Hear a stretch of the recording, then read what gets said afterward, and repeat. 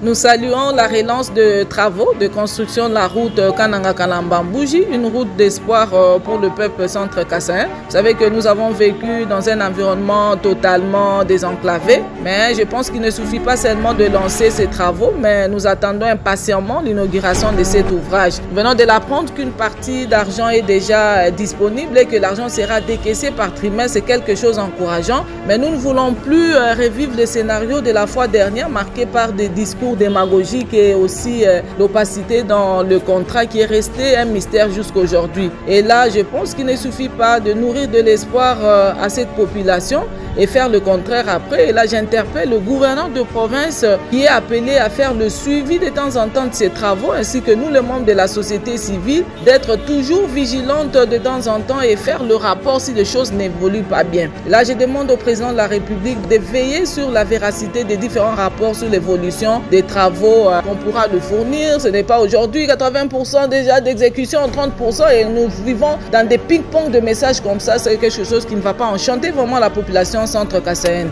Mais à cette population qui a tant souffert, moi je pense qu'elle doit rester éveillée et vigilante pour que cette fois-ci soit la bonne. Nous sommes vraiment fatigués de promesses. Aujourd'hui, maintenant, c'est la construction d'un nouveau stade, la réhabilitation des autres routes et dessertes agricoles, soit d'intérêt national, Kananga Mbujimai, Kananga Chikapa. Et je pense que ça doit nous attirer toute notre attention pour éviter que nous déplorons encore ce que nous avons déploré hier.